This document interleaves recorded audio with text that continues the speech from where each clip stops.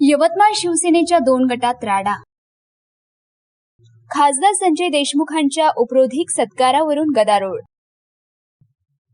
नुकत्याच संपन्न झालेल्या यवतमाळ नगर परिषद सार्वत्रिक निवडणुकीत शिवसेना उद्धव बाळासाहेब ठाकरे गटाला एकही जागा जिंकता न आल्याने पक्षातील अंतर्गत वाद चव्हाट्यावर आला आहे। या निवडणूक अपयशानंतर पक्षातून हकालपट्टी झालेल्या माजी जिल्हा प्रमुख संतोष ढवळे यांनी खासदार संजय देशमुख यांचा प्रतिकात्मक उपरोधिक सत्कार कार्यक्रम आयोजित केला होता।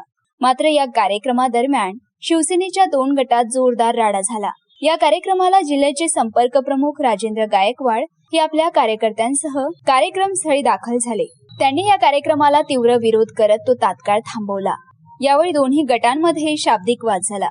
परिस्थिती चिघळल्यानंतर कार्यक्रमस्थळी टेबल खुर्च्यांची तोडफोड करण्यात आली, तसेच सजावटीचे साहित्य व कार्तिक उधळून लावण्यात आले। त्यामुळे काही काळ तणावपूर्ण वातावरण निर्माण झाले होते।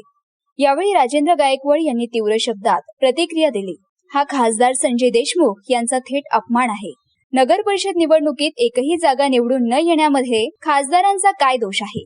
हे अपयश पक्षाचे आहे, एखाद्या व्यक्तीचे नाही, असे ते म्हणाले। तसेच ज्यांना पक्षातून हकालपट्टी करण्यात आली आहे त्यांनी शिवसेनेला अक्कल शिकवण्याचा अधिकार नाही, असे ठणकावून सांगत त्यांनी कार्यक्रमावर नाराजी व्यक्त केली। दुसरीकडे संतोष ढवळे समर्थकांनी हा कार्यक्रम निवडणूक निकालानंतरची नाराजी व्यक्त करण्यासाठी असल्याचे सांगितले।